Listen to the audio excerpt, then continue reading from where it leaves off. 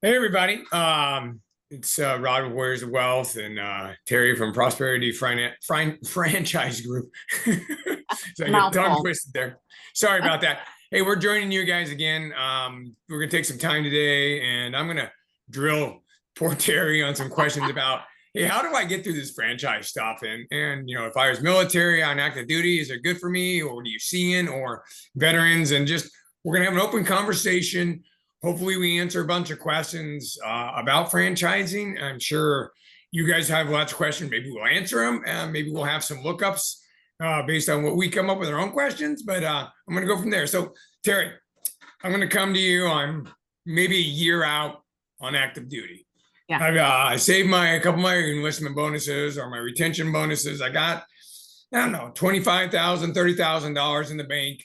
And I don't know if I want to do a W-2 job or I thought about franchising, but should I be doing it when I'm on active duty? Are there jobs that I can be like just a part-time person with my wife, maybe running it until we get out and make it really happen? Or how do you see the ramp up on those things? I know I asked you a lot of questions, so Yeah, there's a lot wrapped up in there, Rod. A lot of great questions. So, you know what? Usually I'm going to respond to that question with other questions. I always first like to know people's whys. Um, so understanding what their motives and their goals are. Obviously, it's to make a living. But it's going to depend on so many things. It's going to depend on the industry that they want to get into, what their experience and expertise is, of course, the capital that they do have available, their budget, in liquidity, and yeah, I mean, timing. Do they currently live in the market that they want to grow a business? Because you absolutely, if you live in Norfolk, Virginia, and you're going to stay there, you absolutely can start a business okay. while you're living in the market, for Okay. sure. What Um, if I live in Norfolk though, and I want to move home to a different part of Virginia or a different state? I mean, does franchising, once I determine where it is, does it allow me to kind of do a transition like in a period of time before the business opens? yeah. So my fallback answer is always it depends. So Right. every franchisor will define if they allow what are called semi-absentee or Okay. absentee owners. So it is a little bit of a challenge to build a successful franchise brand when you don't know anything about the community, Yeah. right? Or if you're not present, if you're not currently involved and engaged in the community. So that's such a huge benefit. So maybe if you're moving back to where you originally, were born and raised, or, where your family had lived prior to you going into the military. But remember, any of those people you knew 20 years ago. Do you still really know them now? So it's all about the community. We do have a lot of franchise brands that can be started. They're home based and they can be started virtually. So, for example, a bookkeeping franchise, Okay. you don't need to be present in your community. Sometimes franchisors are going to have geographic borders. Okay. But if it's a brand like bookkeeping, accounting, things that can be done virtually, there's often not borders Okay. because you're going to be doing a lot of digital marketing. So when you say a brand like accounting, I'm assuming that you have a skill set in accounting, or are you managing people with skill sets? Yeah. Well, again, depends. Okay. Um, I think such a huge part of franchising is the leadership, being able to work with people, inspire, and manage people. Okay. And I'll use myself as an example. I owned a massage therapy business. I'm not a massage therapist. I didn't know really the first thing about massage other than I enjoyed getting them. All right. Yeah. So I mean, it is, Yeah. it's real. What I knew was numbers and business. And with my Marine Corps background, I'd like to think I had a little bit of leadership skills. So it's connecting with your team. So you don't always have to know the skill. Most Okay. franchisors are going to provide that training for you. You just have to choose how much you want to be engaged. Okay. Some franchisors do want initial startups to be a little bit more on the owner operator side, but they'll define that. So they Okay. define that in their FDD, franchise disclosure document. But when people work with someone like myself or anyone on my team as franchise consultants, we really ask those probing questions to try to understand, again, what your budget is, what your vision is. We even like to know how much money you kind of want to make, right? Okay. Okay. So if I'm on active duty, I'm going to kind of play that right now. How long, let's say I'm 3 months out Yeah, is, and I'm like, man, I really want to hit this franchise running when I leave. Is yeah. 3 months about what it takes to say that door is open, or what do you think? So I have to be honest with you. I would recommend at minimum, maybe if you have zero business familiarity or franchise familiarity, I'll recommend starting 9 months 9 months. Okay. Okay. prior to your transition. And- Because first and foremost, you're going to be going crazy with everything you have to do as you transition out. So you're going to have a full plate there. okay. And you're going to be learning about franchising. So most of the candidates I work with, ideally, you're going to start to put the pedal to the metal at around 6 months Okay. pre-transition, because it might take us 2 or 3 months to really not only identify the industry that you want to be in, but then we're going to start to break it down to the specific franchise brand. Okay. Okay. So that was, you kind of answered my question when I was thinking about it. It's like, does that 9 months mean, hey, we found the franchise and we're moving forward, or hey, it's 9 month process to identify the franchise what I want, and then be able to open doors 9 months later. Yeah, so I think it also depends on everyone's experience, knowledge, Right. awareness of the industry. So I'm happy to connect with anyone and provide kind of a broad overview of what it could look like. Okay. You know, what I like to do with a lot of people that have no clue. They know they want to be their own boss, but they have no idea what they want to do when they grow up. So we'll often cast a very wide net. And I will also send out a questionnaire. Do you think you might want to own a coffee shop? Or do you love working with seniors? You know, maybe you want to get into the wellness and beauty industry. So there's just, maybe you want to be in trash removal. There's just so many options and opportunities. So I'll generally ask that questionnaire be completed and then a financial questionnaire too, because I don't want to show people brands that they can't get into. There Okay. are franchise brands that might require 400,000 to 500,000 in liquidity. Wow. Okay. So those are things to aspire to. And that might be your third or fourth franchise brand, but I don't like to present too many options that aren't within people's budgets, unless they want to choose to maybe find a business partner. Okay. Which absolutely is a great opportunity, which kind of goes back to one of your original questions. You can start earlier. You can start at a year if you'd like, or even 18 months before you transition out, because you still have your day job. You're still familiar with the ebb and flow of that job, and you're not overwhelmed with the transition process. But let's say you wanted to get out and you wanted to move back to your hometown of, where did you say? I don't know. Bohunka, Idaho. There you go. Okay, well, maybe I'm from Idaho. I can say Bohunka. there you go.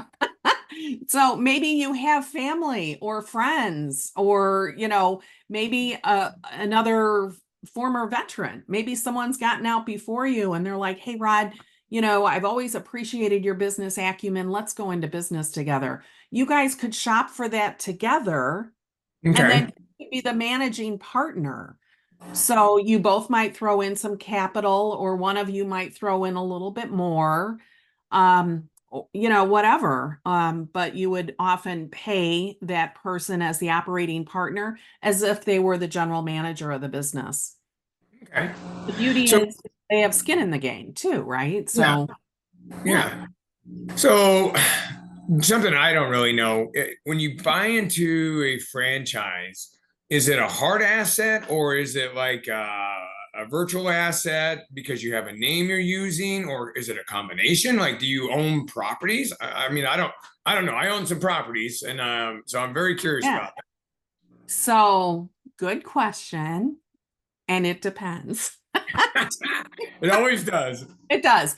So, let's see. If you own the bookkeeping franchise, you're going to have a computer and some small assets, right? Right. If you own a pest control franchise, you're probably going to own, maybe you're going to lease the vehicle, and you're going to have some spraying equipment, things like that. Um, and then if you want to invest in a laundromat, you might own the building, and then Okay. you put your franchise laundromat business in that. Okay. So, again, very common strategy and a goal for a lot of people to aspire to, but most people don't start out with a franchise laundromat brand.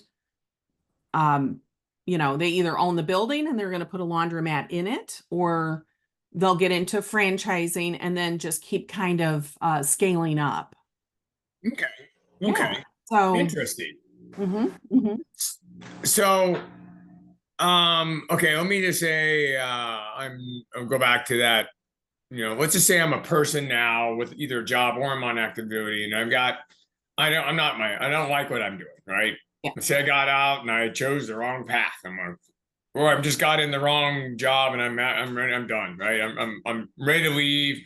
How quick can I actually Yeah. transition into a franchise? You ready for my answer? Tomorrow? 10.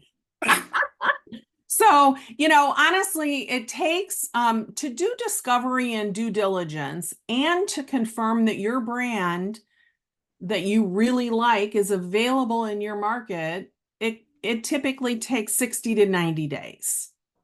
Okay. So, as franchise consultants, someone recently coined us as personal research assistants, which I started to take offense to that, and then I decided not to, because that is actually what we do. We do a lot of research to ensure that we're recommending good options and opportunities for our franchise candidates. So it could take 60 to 90 days. It could take longer. It depends on if you choose to get into like a brick and mortar, something a little bit more on the retail side. You might not even be able to open for 18 months because might not be any sufficient real estate in your market. Oh, okay. Franchisors identify their sweet spot, like 25 to 3,500 square feet. We want to have 150,000 households with an average household income of $100,000 within 3 miles, or whatever that might be. So the franchisor is always going to define the territory and the market.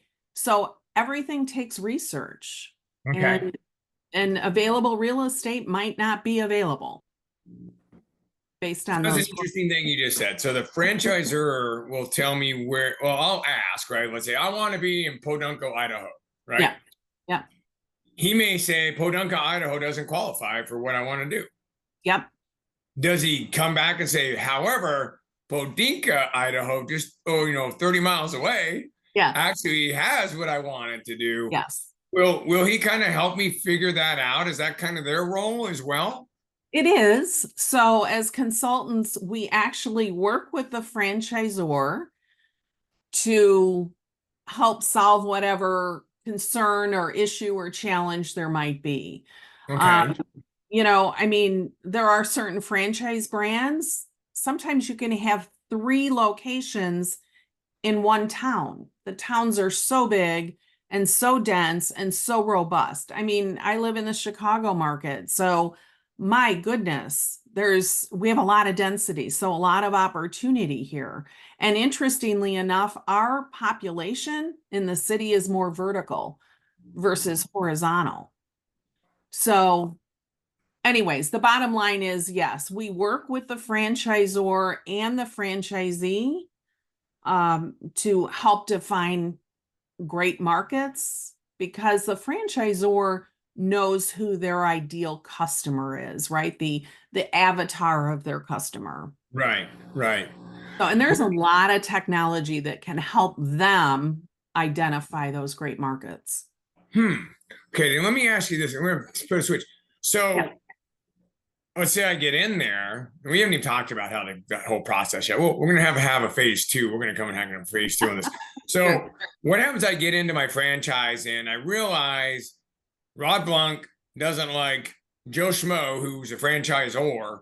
Is there a way to divorce this process? It says, how did I get in here? Or is Rod Blunk kind of left like, man, I thought everything was good, and then I didn't realize that my personality didn't actually match with the owner's personality.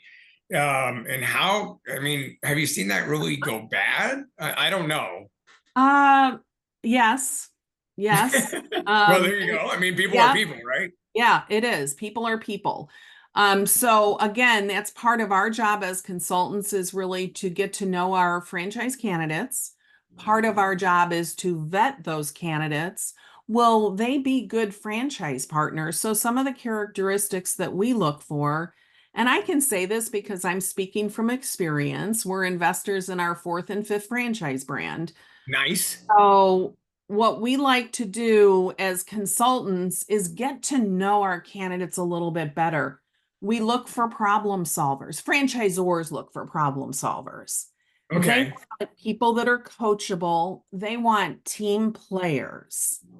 So you could have a bajillion dollars, if that's even a denomination, but if you're a jerk, the franchisor will make a choice probably not to award a license to you.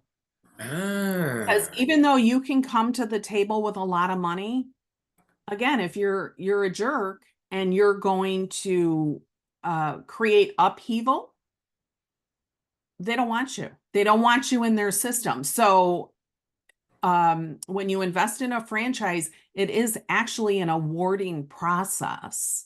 Okay, That's so it's why, by the way, veterans are so amazing, because we are problem solvers and we have leadership skills, So anyways.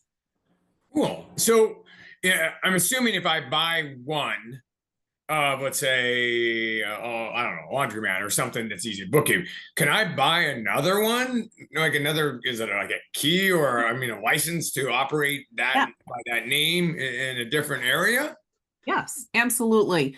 Again, as long as you're a good operator. So let's say you're awarded one license and you decide to grow it. And where was that? Podunk, Idaho? Podinka. We had to move to Podinka. It was a lot smaller than Podinka. bigger than Podunk. Yeah. Okay, so you wanted to build it there, but you just can't seem to achieve the revenue numbers or the sales numbers that they're showing across the country. They're not likely to award you a second license until you can prove yourself. Now, if you have franchise experience or business experience and business acumen, sometimes you can go in and say, you know what, I am so confident in myself and my skills, and your company, your brand, your product, or your service, I want 3 licenses. They will typically award that if they feel you have the financials and all the other boxes are checked on what they need in a franchise owner. Awesome. And usually there's discounts associated with that. Well, I'd hope so. Yeah, including when you buy multi-unit, there's usually generous discounts on the second and third license. And honestly, most of the brands, 99% of the brands I work with do offer veteran discounts. Nice. In fact, I have one company that doesn't offer a discount, and I don't show any of their brands. something to be said about that. Yeah, I like to take a stand. Hey, everybody, we're talking with Teri O'Donnell here, and this is part one. Join us for part two. We'll figure out how the actual plan goes through and look forward to that conversation. All right. Yes. Talk Thanks, to you soon. Rod.